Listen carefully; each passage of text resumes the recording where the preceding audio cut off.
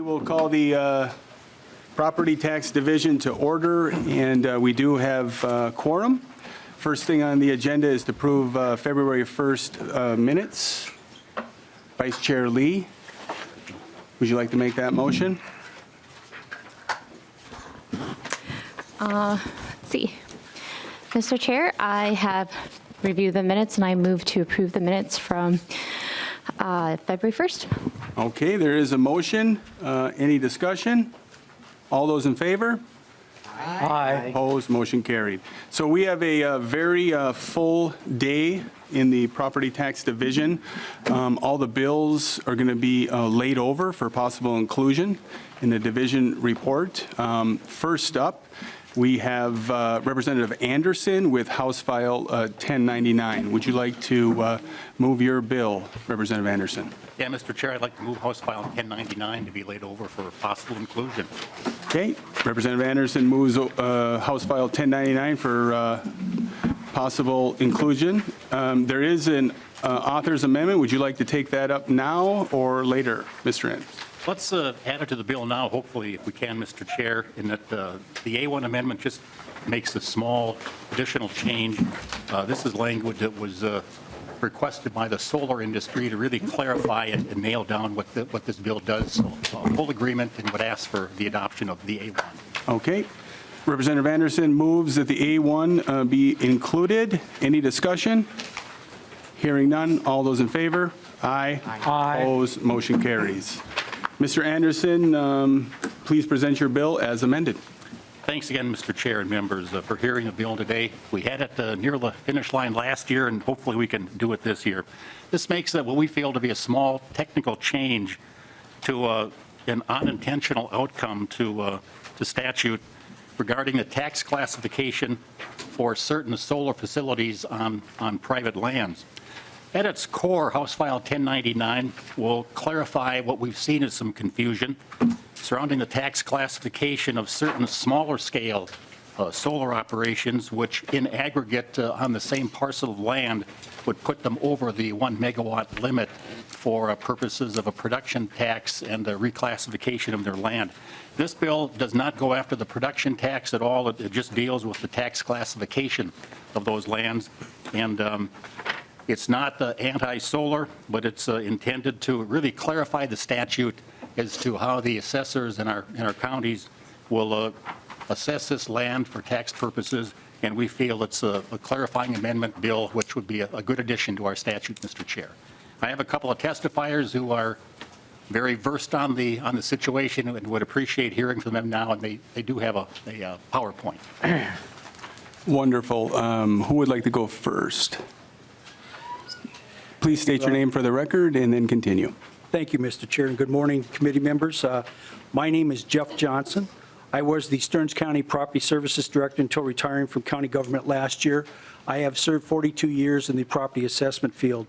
Also served as a legislative committee member for the Minnesota Association of Assessing Officers, which is an affiliate of the Association of Minnesota Counties. I'm here today with Stearns County Commissioner Joe Persky to address House File 1099 and why it should be enacted. This bill restores some much-needed tax equity on a local level because the current law no longer provides for the fair and equitable assessment of land supporting most multiple solar generating systems. The proposed change is important to many counties for two reasons. One, an upsurge in the practice of clustering smaller systems on the same property by solar developers, and two, the inability of assessors to classify much of this land as commercial. It has been estimated that there are between 125 to 150 solar energy generating systems subject to reclassification under this proposal.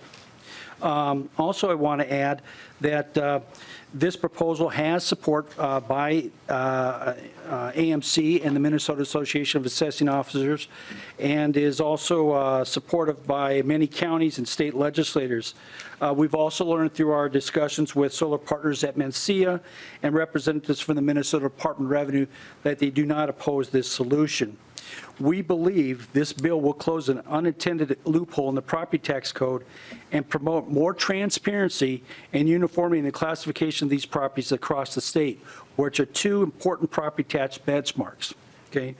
The law guiding assessors in the classification of land says simply that land supporting a larger system that's greater than 1 megawatt is used primarily for solar production and is classified as 3A commercial. While on the other hand, it says that the primary use of land supporting the smaller systems, which are typically equal to or less than 1 megawatt in output capacity, is not for solar production and is to be classified like the surrounding land without regard to the system. This latter part of the guidance clearly directs assessors to ignore the primary use of land. So if the property was classified as agricultural based on its use before solar development, it will remain agricultural after solar development. The production tax also goes on to say that assessors should be guided to address the aggregate of these systems in the following manner. They can only be combined if multiple systems are located on the same property, if they share the same ownership, sales arrangement, financing, revenue sharing, and interconnections. They're also built within the same 12-month period, and the systems are considered a single development. Since most solar farms built today do not meet the greater than 1 megawatt nameplate capacity threshold, they do not pay production tax, nor is the land tax as commercial, even in most instances where there are multiple systems located on the property.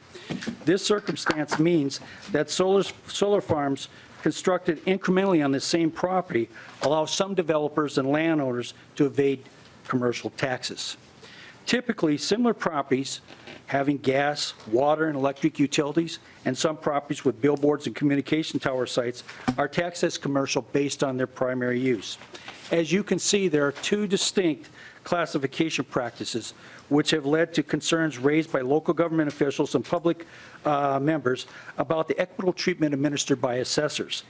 Thus, we have what's called a tax equity problem because assessors have no authority to change the property tax classification of land where smaller multiple systems are located, regardless of the change in land use. At this time, Commissioner Persky and I will share a Stearns County example to highlight this problem and offer a solution and the support for it. This parcel that you see before you is 157 acres. It's located in Brockway Township, just north of Sartell City. It's owned by a family farm which has chosen to diversify its operation by leasing part of the irrigated field to a solar developer for an amount well above the rent paid for tillable land. We understand the rents commanded for properties of this nature are generally in the range of $800 to $2,000 per acre compared to irrigated farmland, which brings about $200 to $300 per acre. In 2017, the area that's highlighted in the red border in the southeast corner was improved with a 1 megawatt solar system. A production tax was not billed, nor was the land reclassified by the assessor as commercial. It did retain the agricultural classification, but the green acres tax deferral was ended. 2 years later, over 8 acres adjacent to the property, highlighted in yellow, was rezoned to accommodate a future 1 megawatt system. If this system is built, the nameplate capacity could not be combined for tax purposes because the second system does not meet the requirements cited in the production tax law. More than 23 acres would no longer be used agriculturally, but would remain classified as agricultural and not pay commercial taxes that larger scale generating systems and similar use properties pay. I want to be clear about this, that this proposal is not intended to impose a production tax on these smaller generating systems, but rather it's to allow us to combine these properties that are not subject to the production tax for classification purposes, the same standard that's applied to the classification of all real property in Minnesota. And the amendment was offered to put a condition in there that when the aggregate size of these solar farms is over 1 megawatt, that it would permit the assessor to classify the property based on its primary use. This would exclude all the distributed solar systems, such as those that you find on rooftops of residential properties and business properties. That was a concern that Mencia had that we wanted to address in that amendment. So to sum it up, the assessors would be allowed to reclassify the land according to its primary use, the same standard that we use on other property types. At this point, I'd like to defer to Commissioner Persky, who would like to speak about the solution and the support for it. Commissioner, please state your name for the record. Thank you, Mr. Chair. Commissioner Joe Persky, Stearns County. I also serve as the board chair and also sit on the Planning Commission for the last 6 years. So we've seen numerous solar gardens come through and we'd like to close this loophole because we think it's just a matter of fairness. If you do take a look at the diagram, I think the diagram tells the story. It tells the message. And what we have here is we have a piece of agricultural land that is being rented for $200 to $300 per acre. Once those solar gardens are placed on it, it's between $800 and $2,000 an acre. Well, it would only seem fair that we would make the adjustments to have the appropriate amount of property tax assessed to these properties. It's not that significant. It's maybe $25 to $30, $40 more per acre. However, if you take a look where these properties are, looking at the counties and especially the townships, over the 25 years of the lease, they have gravel, they've got culverts, they've got ditches, many things to maintain. They need those smaller amounts of dollars that do add up over the 25 years. This solar garden is located just 4 miles north of my town. Actually, Representative O'Driscoll, you might be familiar with the property as well, it just being north of town. And you can see that over time, they could very well just stack a good number of solar gardens on that property, but then be only subject to the tax as agriculture. Only 2 miles away from that, there's a solar garden that's above 1 meg that's next to our high school, and they are paying the property tax as commercial. But this one would be maybe 3 or 4 times that size, but then would be exempt as it would be taxed as agriculture. So we just see it as a matter of fairness and hoping we can close that loophole. Thank you. Is there any questions? Not seeing any. Closing comments, Representative Anderson? Well, thanks again, Mr. Chair. I think it's been explained very well. It's a matter of fairness with the assessors to give them the background to assess these properties as they really would be attended to if they, in aggregate, go over that 1 megawatt threshold. So with that, again, I redo my motion to have this House File 1099 laid over for possible inclusion. Okay, House File 1099, as amended, is laid over for possible inclusion in the Property Tax Division report. Thank you. So next up, we have House File 178, Representative Stephenson.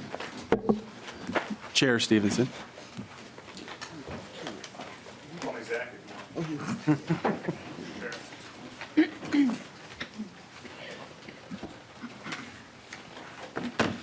Okay, so I move that House File 178 be laid over for possible inclusion in the Tax Property Division.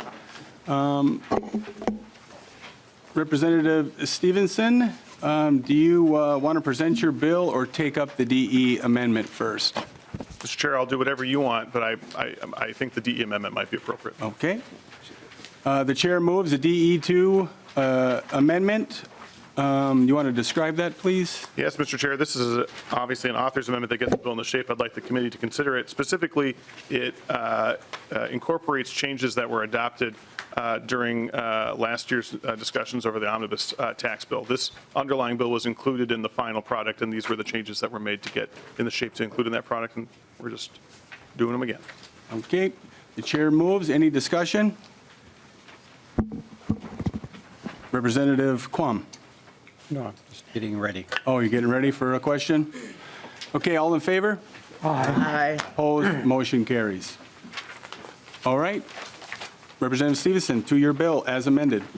Thank you, Mr. Chair, members of the committee. House File 178 deals with the personal property tax component related to energy storage systems and creates an exemption, which is consistent with how many other types of utility property are taxed under this section of law. Energy storage systems are relatively new at the utility scale, well, just generally new, but particularly at the utility scale, new technology. There's presently one such facility operational in the state of Minnesota. It's operated by Connexus Energy. It is a groundbreaking facility up in Ramsey. They have plans to to build another one over in Vadnais Heights. And this technology is so important to the energy future of our state. It's absolutely critical that we have ample amounts of energy storage systems. It's important that we get the tax treatment right. Connexus has been a leader on this, and they've kind of borne the brunt of figuring out how it works from a tax perspective, but we want clarity and simplicity, as I mentioned. This is a bill that has had bipartisan support in the past. It was included both in the omnibus tax bill as it left the House and also in the omnibus tax bill as it left the Senate last year and in the combined agreement at the end of last year. So we're just hoping to pick up where we left off. I do have a testifier with me, Mr. Chair. Please state your name for the record and then continue. Yeah, good morning, Mr. Chair, members of the committee. My name is Jean Paul Martinez. I'm the CFO at Connexus Energy, Minnesota's largest member-owned electric utility serving 145,000 consumer accounts. Today I'm joined with Rob Davis, our lead for public affairs. Today I speak in support of Representative Stephenson's bill, House File 178. Previously, this bipartisan bill related to energy storage systems was included in the 2022 tax omnibus bill. Connexus have served members for the past 5 years with flat rates, no increase, while benchmarking in the top of 5% of utilities nationwide in electric service reliability. This year, a board of directors approved a budget with the smallest rate increase among Minnesota's largest utility, just 2.94%. Among many initiatives, Connexus built and has operated since 2019 the largest solar and battery facility in the upper Midwest. With this technology, we have been able to offset more costly wholesale power purchases. Lower costs and increased reliability are ways for energy storage to benefit the communities we serve. We understand storage economics. Our business model directs the benefits enabled by storage to our consumer members. And those type of benefits could also be achieved by other electric utilities across Minnesota. Batteries can be used as a strategic tool. They have many features and uses, and we see them as a key factor in developing the Minnesota grid today and into the future. These are long-term investments. Its capital costs challenge business case economics. It has application and economic risk. This is why it should not also have risk as to tax treatment. Minnesota taxpayers will be benefited by enabling tax treatment for battery storage. With earlier energy technologies, including gas, hydro, wind, and solar, the Department of Revenue has had the benefit of clear legislative direction. Currently, that is not the case with energy storage systems. Nationwide, energy storage is being recognized as a rapidly emerging needed class of grid solutions that need enabling tax treatment. 12 states have enacted statutes, 10 of which are a 100% exemption. Minnesota is an influential leader in energy policy in so many areas, and I encourage Minnesota to be on this battery storage tax exemption list. It is in the interest of Minnesota taxpayers, all of whom value affordable and reliable electricity. It is about clarity of policy. Counties, cities, and towns benefit from economic development and electric service reliability associated with energy storage. The evolving electric grid needs tools enabled by economics and tax rules understood by all electric utilities. Mr. Chair and members of the committee, thank you for your time and consideration and support of House File 178. Thank you. Thank you. Were you going to testify as well, sir? Okay. Any member questions? Representative Quam. Thank you, Mr. Chair. And first to the author on line 115 and 116, electronic means to notify interested parties. Why are you not just referring to the normal public notification and adding an option as opposed to, in this case, defining your own, so that way as things progress in the future and we update the public notification qualifications and requirements, it would be tied in with those updates and not just be a standalone. I'm trying to understand why this is in the bill. Representative Stephenson.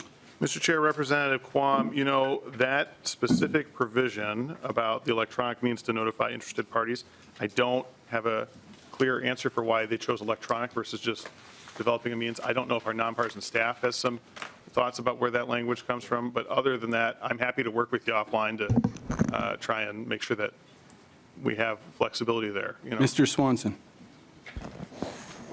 Mr. Chair and members, I don't know that I have anything more enlightening to add, other than that I think that this notice is just to let maybe local governments where these storage systems are located, just making sure that they're aware that these properties are exempt.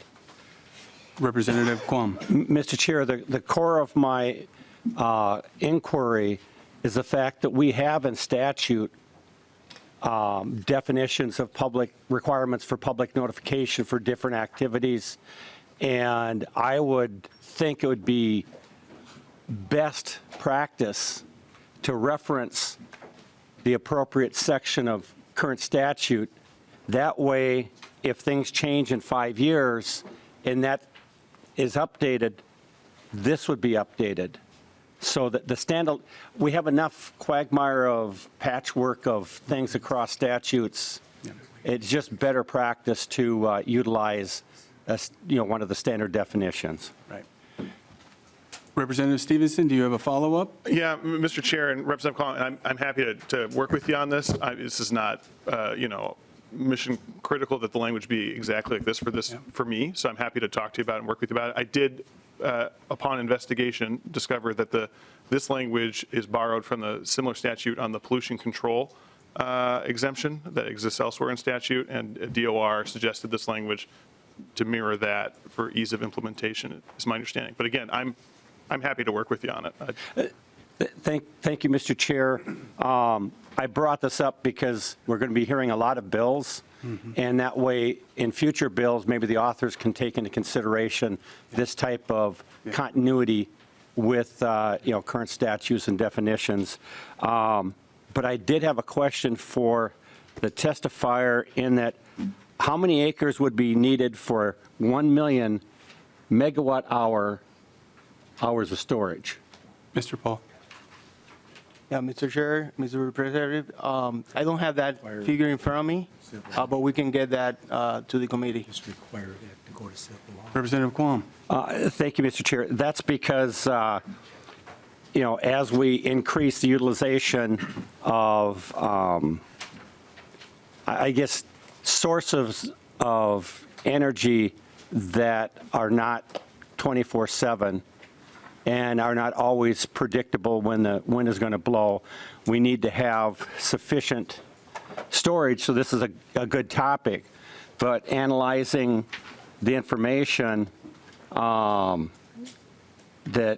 Minnesota, with less than 2% of the vehicles being electric, is using in a year about 60 million megawatt hours. And that if we went all electric, we'd be adding 26% more demand. And that's using MnDOT and Federal Highway Commission or agency, whatever the appropriate term is, miles, the number of vehicles. And that as we plan forward, we really need to know how many acres are going to be required for storage. I had a discussion with some Muni people at an event, and 1 million acres was a ballpark that came up. I know you can maybe have multiple levels, but I think that when you get above so many floors and density, the current that you're running through, there's some problematic issues. And even though we're pretty new, Japan for decades has had different storage things, and they have had, when they get too dense of an area, high occurrences of fires. I know that we're trying to improve the technology, but that's a lot of coulombs of, there's a lot of charge you're transferring over time, and that generates heat. So if offline you can give us better information, because this won't be the first storage bill we hear. Thank you. Thank you. Chair Gomez. Thank you, Mr. Chair. I think these are maybe questions for research, but I'm just looking at the research summary, and it says the exemption only applies to the energy storage systems, not the land on which the property is located. So I'm just wondering if somebody can help me understand how that valuation kind of occurs, and I mean, I know that valuation of land does depend on what's happening on top of the land, right?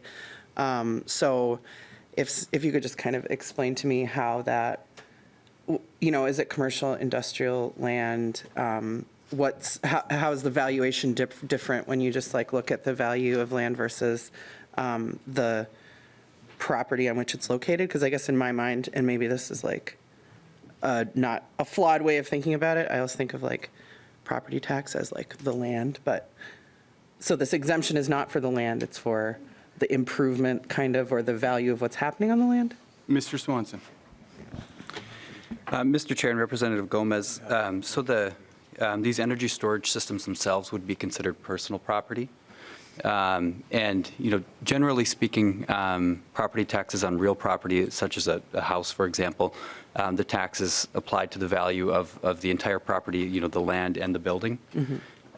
In the case of, under this bill, in the case of an energy storage system being located on a land, the land would still be subject to property taxes, but because the storage system is it's defined as personal property and has an exemption under this subdivision, the portion of the value of that property that consists of the storage systems themselves would not be taxable. Depending on how the rest of the land is used, it could receive different classifications. So you could imagine, a parcel that's, solely made up of energy storage systems, probably going to be classified as commercial or industrial. You could also have ag land that has just a few of these storage systems on it that continues to get the ag classification. So the classification is just based on the primary use of the property, but the battery, the storage systems themselves would not be considered for property tax purposes, the value of those systems. Okay, thank you. We have two testifiers, but since you're, two more people on the list, but since you're the chair, you can have a follow-up. Well, thank you, Mr. Chair, I appreciate that. Well, I have two questions, but I'm just going to ask one of them. I wonder if you can, because Representative Stephenson's point about treating, these energy storage systems in an equal way to the way that we treat sort of traditional energy transmission systems, or kind of other types of energy creating facilities. I don't know if that's if that's accurate, I guess. Maybe it's about transmission. I'm just wondering if you can speak to the way that, for the purposes of property taxes, that we treat other kinds of energy infrastructure, and whether this sort of aligns with that treatment that other kinds of Mr. property. Swanson. Thank you. Mr. Chair and Representative Gomez, I guess it does depend. So generally speaking, transmission lines, distribution lines, pipelines for oil, gas, water lines for utility property are generally considered personal property, but still subject to property taxes. There are cases where that is not true, but generally speaking, there is personal property that is owned by public utility companies that is subject to property taxes. I think Representative Stephenson mentioned that these energy storage systems are relatively new to the state of Minnesota, and this is just I think they're currently taxable now, but I guess it depends on the ownership of the personal property, what utility company owns them, where they're, what types of distribution lines and things like that as to whether or not they're taxable. But there is personal property owned by utility companies that is taxable. Representative Stephenson. Very briefly, there's also, and I agree with everything that was just said, there's just also a lot of utility property more on the generation side that is exempt. So if you look at the bill, it's subdivision 105, and that's because there's 104 other exemptions already in law. And if I'm just looking right now at the statute, and you can see that, subdivision 44, for example, electronic generation facility, personal property, exempts a facility that has 250 megawatts of installed energy capacity that meets a series of requirements, including natural gas as a primary fuel source. Then subdivision 45 is biomass electrical generation facility. And poultry litter biomass generation facility is subdivision 47. It goes on and on and on and on. So that's more what I was talking. The transmission point is well taken. It's a lot of these larger infrastructure pieces. The generation facilities are exempt in different previous subdivisions of law. Representative Hollins. Thank you, Chair Lagarde. Oh, that's loud. And thank you, Representative Stephenson, for bringing this. So Chair Gomez took my initial question, and first of all, I want to say I'm wholeheartedly in support of this. Obviously, we're not going to get to 100% clean energy without energy storage. It's a critical part of what we need to do, and frankly, any energy storage is better than no energy storage right now. So this is actually a really important incentive to be looking at.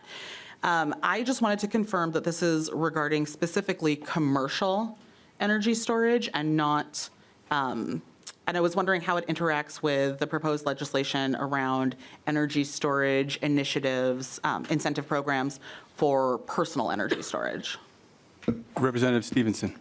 Mr. Chair, Representative Hollins, yeah, this is for, you said commercial, I would say utility scale storage. So it is not, for example, if you had the Tesla battery wall in your house. This is not about that. This is about large utility-owned or utility-leased energy storage systems at the utility scale.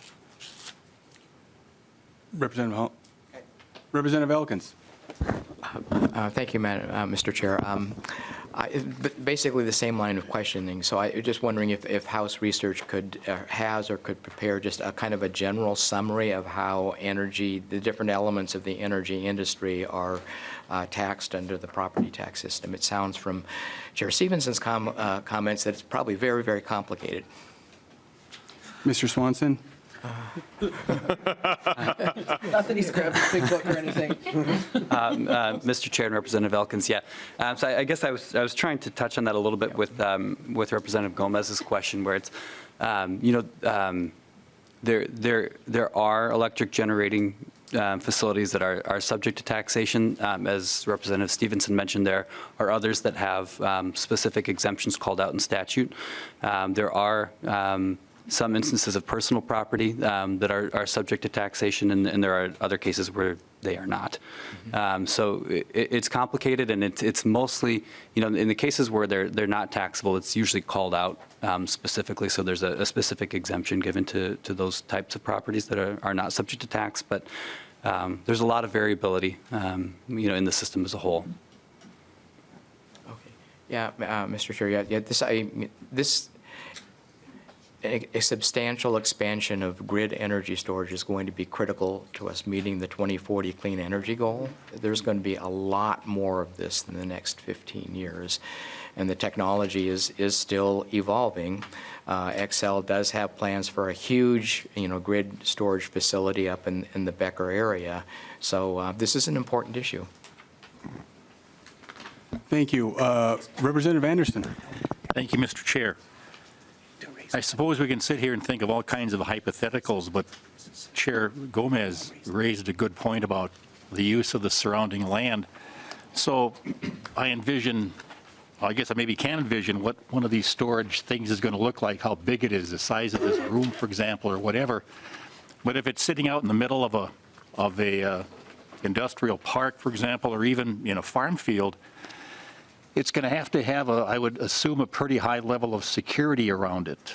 So if the actual footprint of the storage is an acre, there could be 10 or 15 acres of fenced-in property to complement the security here.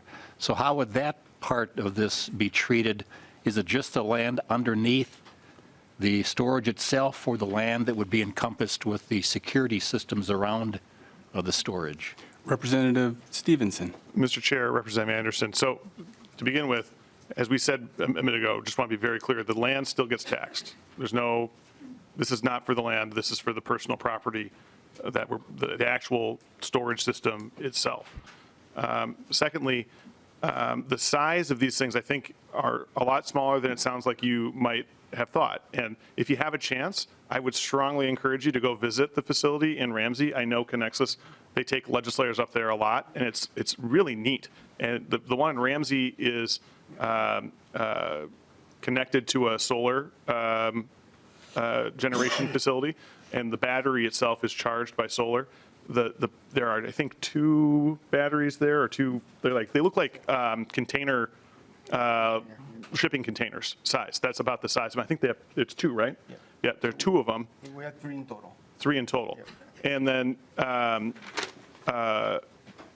another use case that's going to be really prevalent, and this is another project that Connexus is working on in Vadnais Heights, is co-locating with a substation. So you take an existing substation, you put one of these shipping container-like modular storage units at that place.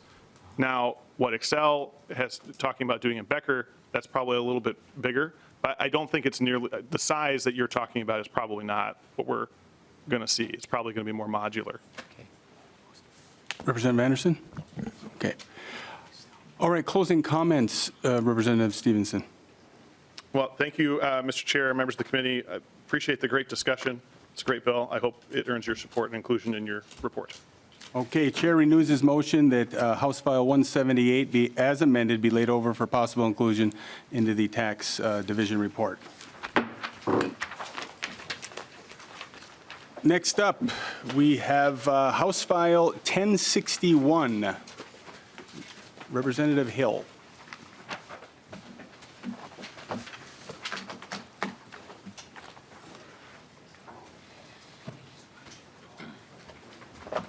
Welcome to the committee, Representative Hill. I will move that House File 1061 be laid over for possible inclusion in the Property Tax Division. Two-year bill. Wonderful. Thank you, Chair Lizagard. Thank you, members, for hearing House Files 1061. Today I'm here with the bill that helps the city of Oak Park Heights as they grapple with their tax-based loss that they're going to experience with the closure of the Allen S. King plant. This bill, 1061, provides a much-needed partial replacement of the city of Oak Park Heights' projected lost tax base. This bill was written to provide a local government transition aid for the city of Oak Park Heights.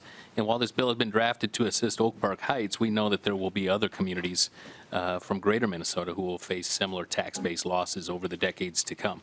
And we will be shoulder to shoulder in support of those efforts too, along with them. It's important for members here to know that this plant was in our community. It was built in the 60s and has generated electricity ever since then. And it was scheduled to close in 2040, but is now looking to close due to XL's planning in 2028. For purposes of our planning here in Oak Park Heights, the tax-based replacement and community impacts are going to be extreme, and that date is right around the corner. Each of our communities, no doubt, have individual challenges as our plants go offline. And Mr. Chair, we're looking for support to help us through this very difficult time ahead. You and many members know firsthand the unique struggles local governments face when they lose a very large employer in a large area of their tax base. Oak Park Heights has hosted this utility provider that many communities surrounding Oak Park Heights and throughout our state have benefited from. It heated the house I grew up in and turned the lights on.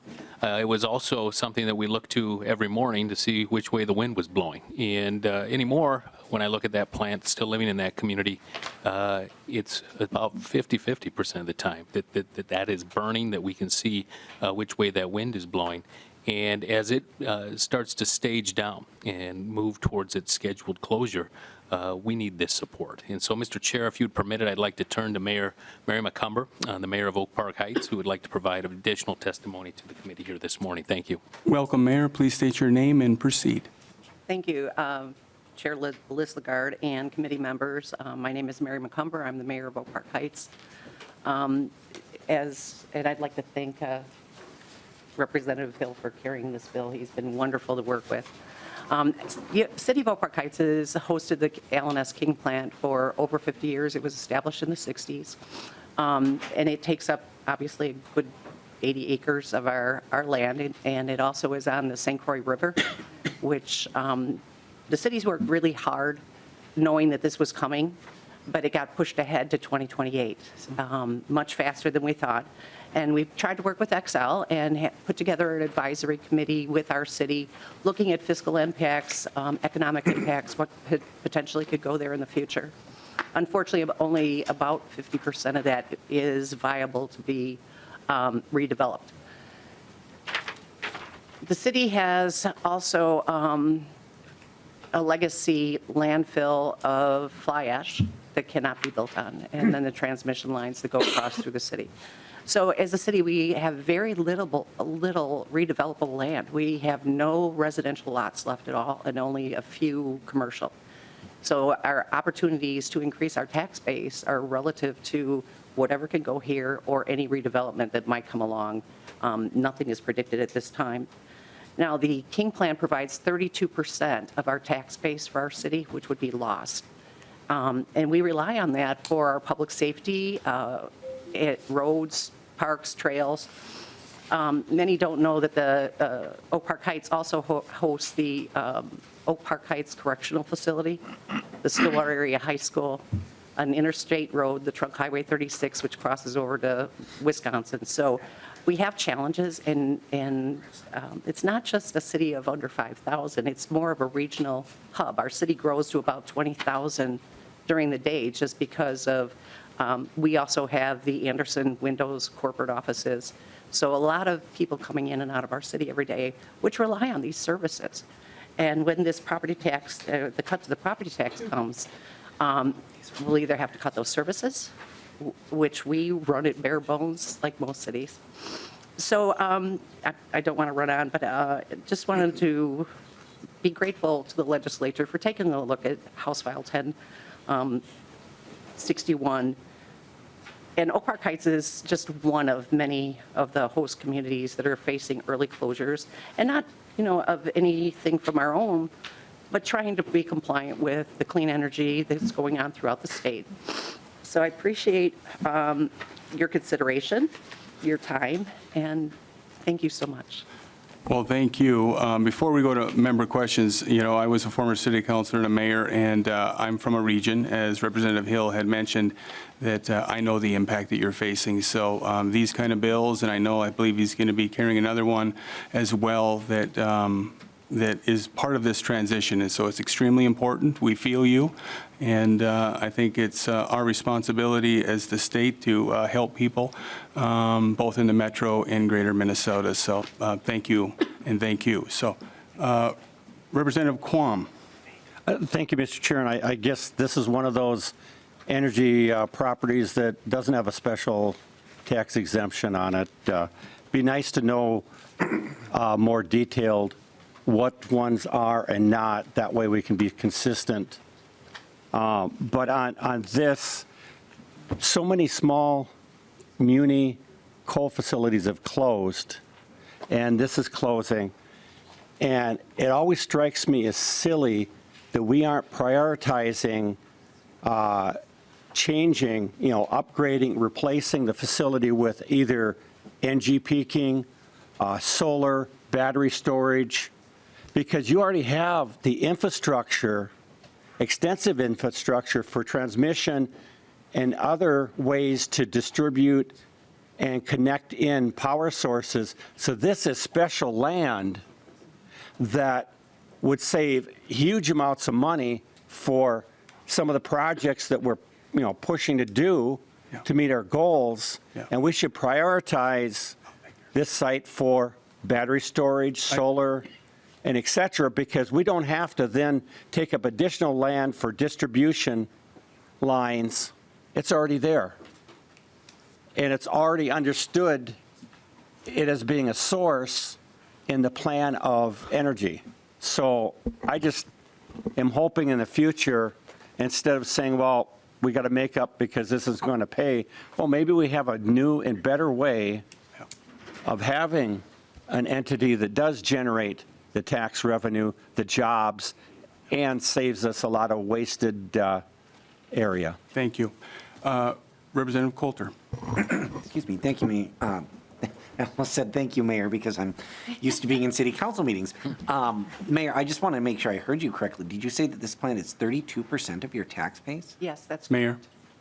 Thank you, thank you. That, the largest single property taxpayer in the state is in my district, and it's only 17% of our city's tax base. So I think I just wanted to confirm that, partly because I think it illustrates one of the real challenges we have with property taxes, the way they're set up in this state. And I won't use the term that I often use to describe property taxes because we're in polite company, but I think it just goes to really some of the systemic issues that, when we have things like this happen, when we have other large employers or what have you that for one reason or another no longer are there, I mean, the services that property taxes pay for still need to be provided. Cities and counties and towns still need to do the things they need to do, and it just makes it that much tougher. So I just kind of wanted to raise that up as really something on the systemic level that we need to be talking about. Thank you. Thank you. Representative Hill? Thank you, Chair. And Representative Quam, yes, they are going to use some of those transition lines that are existing. They have, and they being XL, have moved on strategically. It no longer makes economic sense to burn coal at the King plant. They have a sizable solar garden across the river in Wisconsin. They're going to use existing lines and do some additional work there. So your point is well taken, and it's one that XL is already moving forward with. Representative Garofalo? Thank you, Mr. Chairman. So first of all, and staff can correct me if I'm wrong on this, but I actually believe that this facility does have to a certain degree, a property tax exemption right now because it has some of the most updated modern pollution control mitigation measures in the world. That plant, when it's running, basically blows warm air into the sky. So I believe the SOx and NOx reduction. Is there someone from Excel here? Oh, Jim Pearson's here. Great. Come on down. Mr. Chairman, can Jim Pearson come down? Come on down. Or as I like to call him, highly paid corporate lobbyist Jim Pearson. They love it when I say that. Please state your name for the record. Good morning, members. I am Jim Pearson with Xcel Energy, and I can take a stab at answering the question, but Representative Garofalo is correct. Our King plant was part of the MERP program, which was passed by the legislature back in the late 2000s, 2007-ish. And as part of that program, we took coal out of St. Paul and took it out at the Riverside facility in Minneapolis, and then put the pollution control equipment that Representative Garofalo was referencing on at our King plant. And so there is some special tax treatment for some of those investments. And Representative Garofalo. Thank you, Mr. Chairman. And so, Mr. Pearson, that'll be all. Thank you. I just want to highlight for members, I know this is not the Energy Committee, it's the Tax Committee, but these sites where we have large amounts of generation, what other states are doing is they are repurposing those sites. And those sites cannot be repurposed with what I would call low energy density sources. So for example, a lot of wind or a lot of solar don't really work at a footprint with, that small because those energy sources need a lot more land. And because the investments have already been made for land acquisition, because they've already been made for very large transmission lines to those sites, what other communities are doing across the country is they are repurposing these sites for 21st century energy sources, which leads to my next statement, which is small modular nuclear. This is what's happening in Wyoming and other locations. I know that we can't do that in Minnesota because it's against the law, but that is it's something for this body to commit. My colleague rightfully mentioned that when we have large property tax bases that are eradicated from communities, as disruptive as this is for your community, I don't think Representative Mecklen is on this committee. I think Becker's tax base is something like 2/3 of their tax base comes from the Sherco plants that are up there that we're forcing them to close. So this is something to consider, is that as these large energy producing facilities are closing, it's not being made up with property tax growth in other energy creation in our state. Point well taken. Anyone else? Representative Elkins. Mr. Chair, just a fun fact, actually. The city of Burnsville was incorporated back in the 60s specifically to block the city of Bloomington from reaching across the Minnesota River to annex the Black Dog power plant for its tax base. Thank you. Anyone else? Okay, closing comments, Representative Hill? Just briefly, I really want to thank Mayor McCumber for her work and her care and love for her city. I want to thank you, Chair, for hearing the bill, and I hope that that you'll include this as we move through completion of the session. Thank you. Thank you.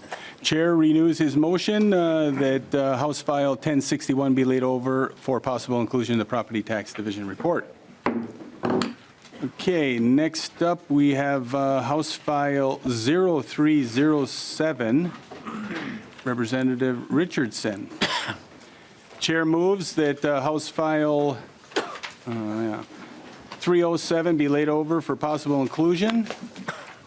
There is an amendment. Would you like to move the A1? Yes, thank you, Mr. Chair. I would like to move the A1 amendment. It allows community land trust properties under the bill to remain eligible for property tax refunds. Okay, any questions? If not, I will move that the A1. All in favor? Aye. Opposed, motion carries. So please present your bill as amended, Representative Richardson. Thank you, Mr. Chair. House File 307 as amended would shift the classification for property owned by a community land trust and used as a homestead by the occupant. There are currently 12 community land trust organizations across the state and approximately 1,200 homes with this classification. Community land trusts aid in the creation of sustainable, affordable housing by taking the cost of the land out of the purchase price of the home, and it keeps the housing affordable with covenants that run with the land to ensure the long-term affordability of that home. Currently, property with this designation is classified as a 1A residential homestead property with a classification rate of 1% for the first $500,000 of the market value and 1.25% for the remaining value. So they're being taxed as if they own a market rate home, even when they do not. Under this proposal, these properties would be reclassified with the classification rate of 0.75%. And it would also, as I mentioned earlier, allow these properties to also qualify for property tax refunds. I have with me today Makia Griffin, ED of the Rondo Community Land Trust, to share a little bit more. Please state your name for the record and proceed. We actually also have, Sure. we also have with us Jeff Washburn, who is the Executive Director of City of Lakes Community Land Trust. Thank you, Chair Lisgard. Members, my name is Jeff Washburn. I'm the Executive Director of the City of Lakes Community Land Trust, the land trust that serves the city of Minneapolis. Thank you for the opportunity to present today in support of House File 307. As Representative Richardson had shared, community land trusts cover a vast majority of the state with, as of year end, 1,375 homes in trust. And I think almost as important to that is we've also facilitated over 660 resales, which I'll speak to here in a second. We plan to add another 150 homes to trust across the state over the next year. Another, I think, important thing to note is depending on the geography of the land trust, we are serving households of color at 2 to 6 times the rate of the respective races served in those communities into home ownership. For example, in the city of Minneapolis, close to 500 homeowners we've been able to serve over the life of our organization, serving on average households at 51% of area median income, with the majority of those households earning less than 50% of median income, and close to 60% of the households in Minneapolis that we're serving are also households of color. I'm going to take just a quick 60 seconds to do a quick overview of this land trust thing. Essentially, what we do is bridge the difference between what a low-income household can get a mortgage for and the cost of the property. We're typically coming in with anywhere between 20 to 50% of the purchase price of the property. A good chunk of those funds are dollars that come from the state of Minnesota, and then we leverage those with private and other public sources of funding. In exchange for that investment, homeowners agree to 2 things. They agree that if and when they ever decide to sell, they're going to sell to another low-income household. and they agree to a resale formula. In exchange for our investment, in most cases, we also take title to the land, and the homeowner through the mortgage takes title to the improvements. With that, there's often a resale formula. In the case of our organization, homeowners receive all the equity they've paid down on their mortgage, any other down payment assistance that they may have satisfied, any down payment that they may have made. But if there's a property value change, in the case of our organization, homeowners receive 25% of that increase, or they absorb 25% of that loss if there's a loss in value, and the remaining 75% we take and we add to that initial investment, and that gets passed on to the next low-income homeowner. It's a way to take a public resource and ensure that we're able to help multiple generations of low-income homeowners achieve home ownership, home buyers achieve home ownership. We've been able to analyze these dollars and basically have been able to demonstrate that for every public dollar that's invested in the affordability assistance provided in land trust homes, that dollar is now worth $1.96. So we're almost doubling that public investment just by riding market increases, and I think really showing a really good return on investment for the state. So serving the low-income households that we do serve, they're feeling a lot of the pressures similar to that of low-income renters. And we'd love to see an opportunity for that 4D class rate to be applied to land trust homeowners. We believe that, especially given our ability to make those homes permanently affordable through the land trust mechanism, it's a good investment of state resources, and the dollars directly benefit the low-income households that we are serving. And as mentioned, I think that the household incomes that we're serving are in line with what the 4D class rate is benefiting already in the state. Thank you. Thank you. Mr. Chair, members of the committee, my name is Makia Griffin, and I am the Executive Director of Rondo Community Land Trust. We are located in the historic Rondo community, but we serve all of St. Paul and Ramsey County. There is a growing concern, again, that owners of land trust homes are now taxed as if they own a market rate home, which they do not, for several reasons, as Mr. Washburn has explained, that land trust homes only are entitled, they're not entitled to full appreciation of the home. They only get 25% of the appreciation. And this is how, again, how land trusts keep homes permanently affordable, really forever. Buyers of land trust homes in Minnesota all earn 80% area median income or below. And when they sell, again, they must agree that they are going to resell the property to another low-income home buyer. This year, Rondo Community Land Trust, 66% of their homeowners that we serviced this year were 50% of AMI or below. So maintaining affordability. Land trusts make it possible for low to moderate income people to buy a home by taking the land out of the equation and by bringing the initial purchase price down through our subsidies, which has already been explained. The fiscal impact of going to this classification really is very minimal to other homeowners in the vicinity and the state. And then we do have a lot of city support for this. The League of Minnesota Cities were on the front line of a lot of property tax changes last year, and they agreed to adopt a bill supporting this work that we're doing here.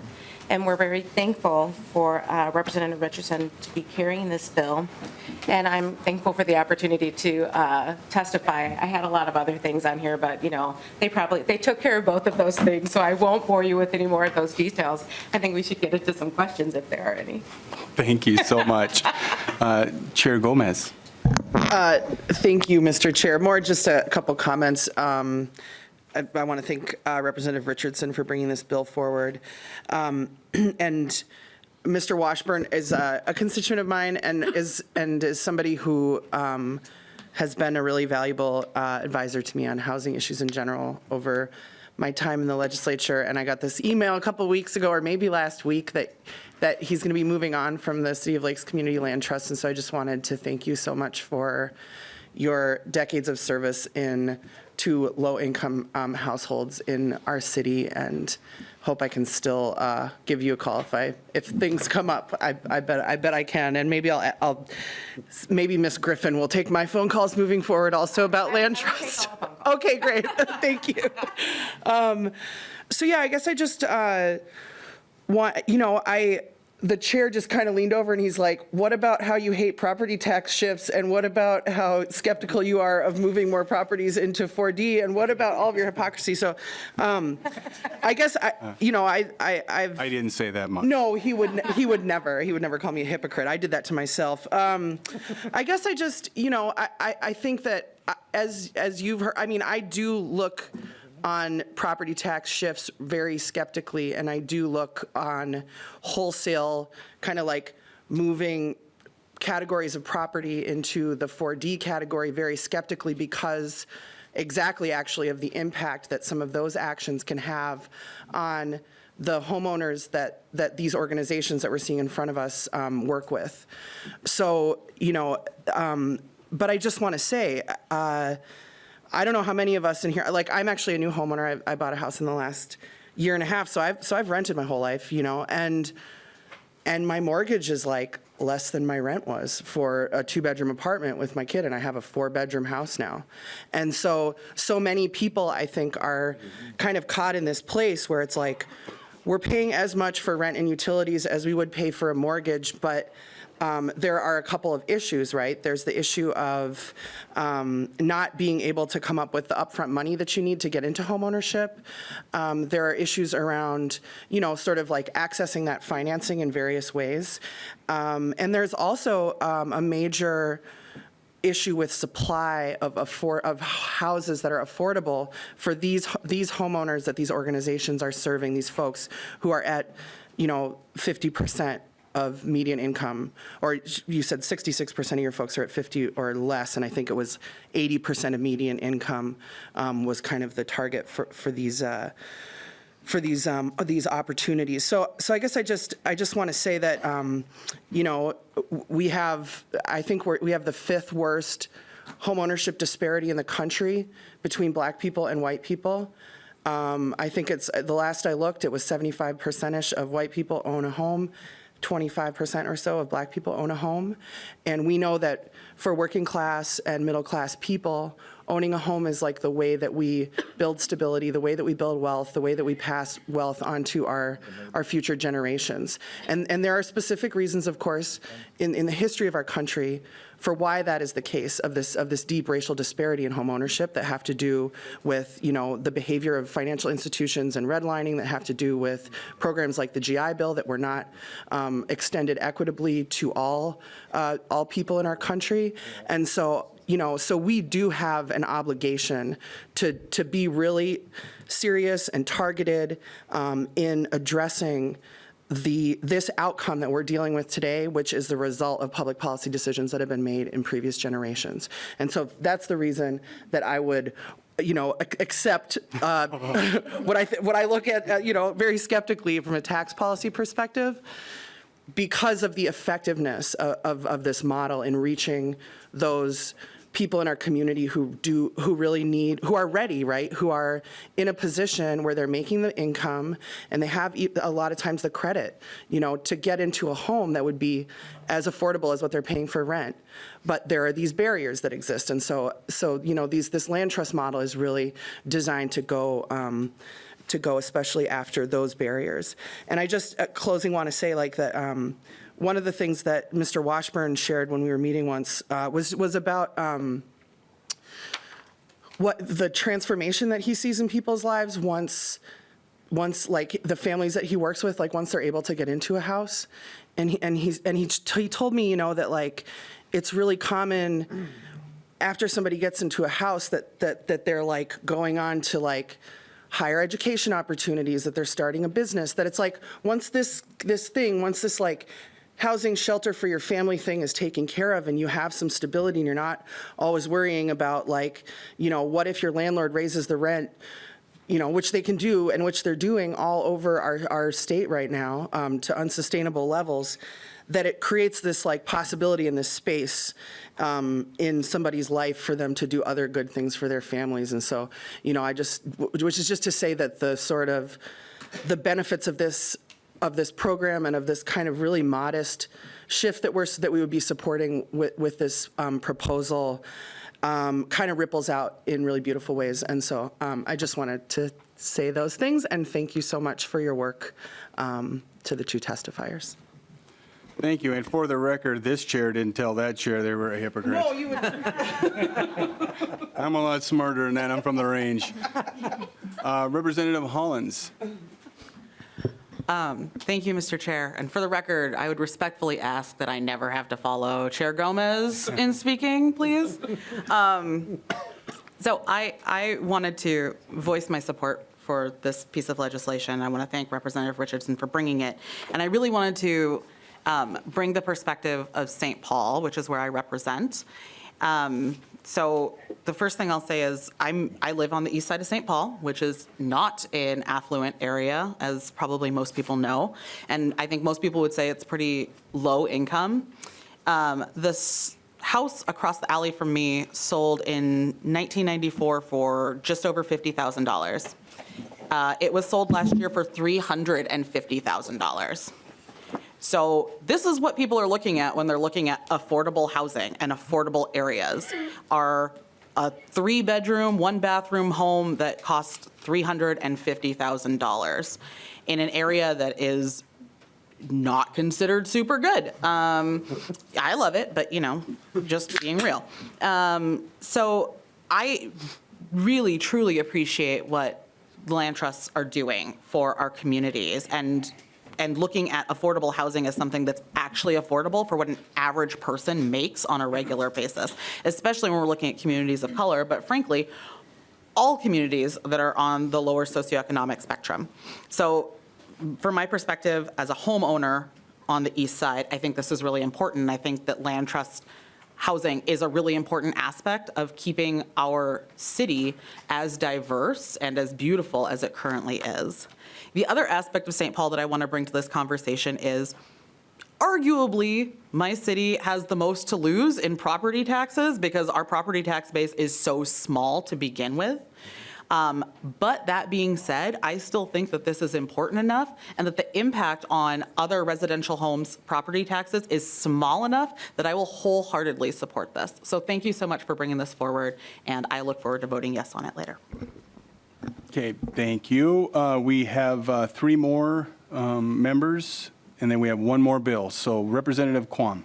Thank you, Mr. Chair. And I think committee members, we need to ask, does this bill simplify our tax system, or are we continuing to complicate it?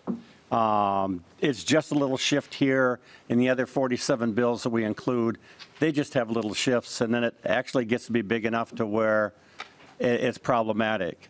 I would hope the chair and some of us could look at maybe a variation of PILT for all of these tax shift, tax, et cetera, so that we could handle them in a code, and that way we don't have to say, well, this city, now we're going to give X dollars, or,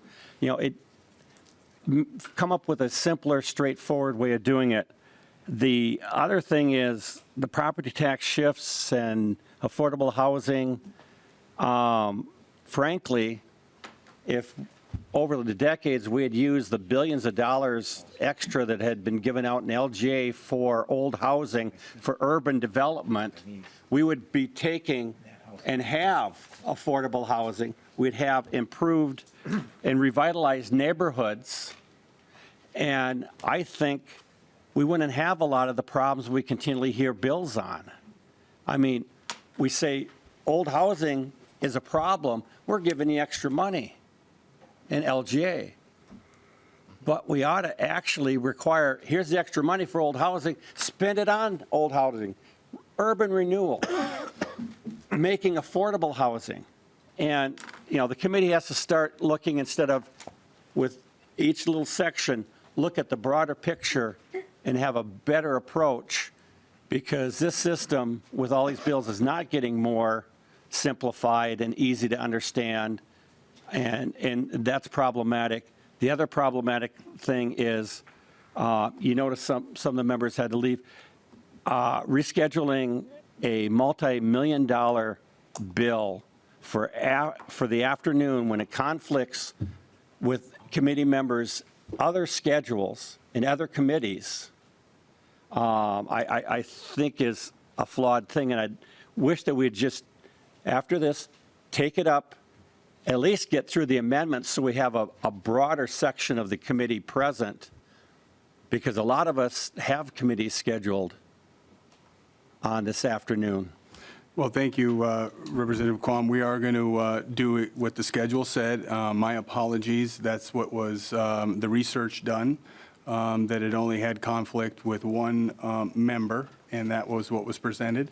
It was brought to leadership, and that was the time that was given to me to present the bills. And I think that if we're going to have that discussion and we're going to be offering amendments, I apologize that one individual has a conflict. That is true, but we have testifiers and we have everything set up for 1 o'clock. So I appreciate that. I will take that underneath advisement moving forward, but that's a decision that was made, and that's a decision that this committee is going to uphold. So Mr. Chair, I understand multiple members. I just want to make sure you realize maybe somebody overlooked.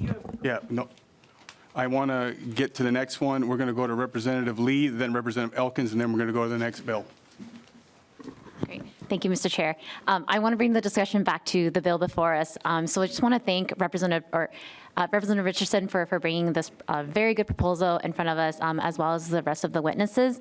As a housing policy person, I really do value the work of land trusts to make sure that the people who have lived in their communities and have contributed to their neighborhoods are able to continue to afford to live there. And so thank you. I know I'm following Chair Gomez and Whip Hollins, and so my perspective also comes from the east side, and I just want to say Whip Hollins laid out the current state of housing in St. Paul and everywhere else, where in a lot of the communities where people have grown up, they're not able to afford to live there anymore. And so I understand the fiscal impacts of this proposal, but really do think that, we as legislators put our money where our values are, and really happy to support this. So thank you to Rep. Richardson for bringing this before us.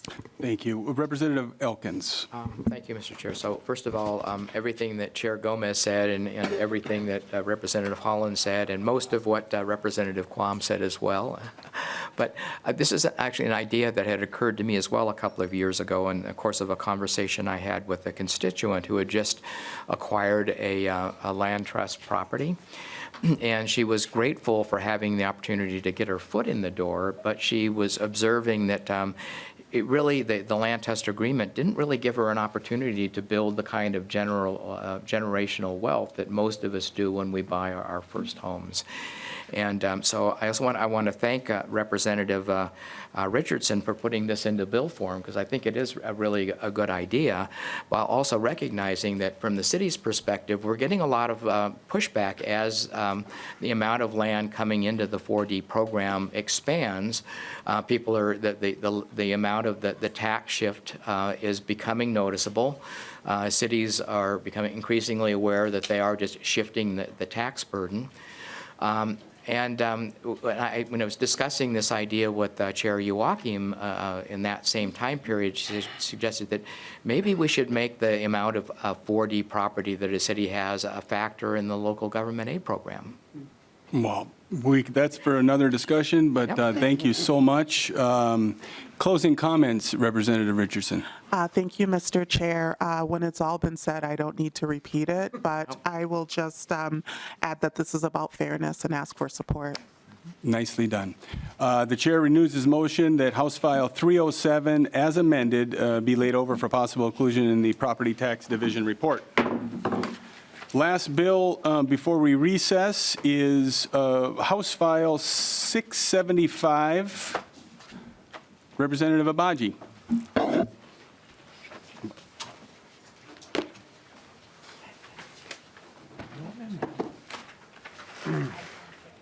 Okay, the chair moves that House File 675 be laid over for possible inclusion to your bill. Thank you, Mr. Chair, and members of the committee. So House File 65 is before us today, and it will basically help streamline people's interaction with government, reducing the red tape, if you will. So this bill simplifies the process for initiating legal challenges to property tax assessments. Currently, if you want to challenge a property tax assessment, you must go through complicated requirements, making it hard to file the challenge correctly, especially if you don't have a lawyer. Or if you do want to try to hire a lawyer, that could be pretty expensive for some what should be relatively simple paperwork. We also have the issue with, depending on what county you're in, the county may have its own service requirements separate and in addition to what's required in current statute. So it just kind of makes the whole system fairly complicated for people who just want to file what should be considered a simple challenge about their property tax assessment. So this bill would make that process more understandable to more people, establish consistency, and eliminate confusion so that both residents and counties have a clear understanding of the service requirements for a property tax petition. And with that, I'll turn it to my testifier who can provide more information. Please state your name for the record and proceed. Thank you, Mr. Chair. My name is Brian Lake. I am representing the Minnesota State Bar Association. For those who may not know, the MSBA is a voluntary professional association that represents about 13,000 attorneys statewide. So the two of us were in front of the tax committee last week with a separate bill that I described as being drafted by tax attorneys to help people who can't afford tax attorneys. Similar description could be used here. So there are very complicated requirements for serving a property tax petition. Normally, when you're initiating a legal action against a county, you simply serve the county auditor. However, in the case of a property tax petition, you have to serve the auditor, the county attorney, the treasurer, and 3 copies on the county assessor. So this gets kind of complicated and burdensome, especially for self-represented people. Even more so in a, for example, a large rural county where someone may have to drive a very long way to serve all these copies. Layered on top of that, we've had some situations, especially since the pandemic, where counties don't necessarily want a bunch of people wandering around their offices, trying to serve people. So some counties have kind of gone to more of an alternative service method, which is great. However, that's not in statute. So what we're trying to do here is just establish some consistency statewide and make it easier for folks to serve these petitions. So essentially what we're doing here is streamlining everything so service is on the auditor, as it is with other types of county actions, with the option for the county to set up an alternative service method like email or electronic website upload, just to make it more convenient for both the county and for taxpayers. And then the other thing I would note that I think is helpful for folks in the bill is we are changing it to allow the taxpayer to personally serve papers themselves instead of having to hire a professional service processor. So they'll save them some money as well. So overall, we think it's a good and helpful bill that will just clarify matters and make things easier for both taxpayers and counties, and be happy to take any questions. Any questions? I can member discussion. Okay. Representative Lee? Thank you, Mr. Chair. I just want to thank Representative Agbaje for bringing this proposal before us.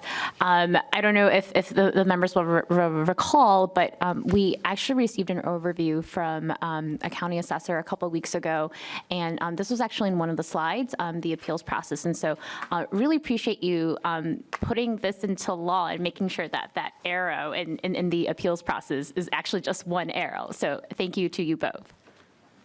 Anyone else? If not, closing comments? Thank you, Mr. Chair. Thank you, members of the committee. We look forward, hopefully, to your support in a future omnibus bill.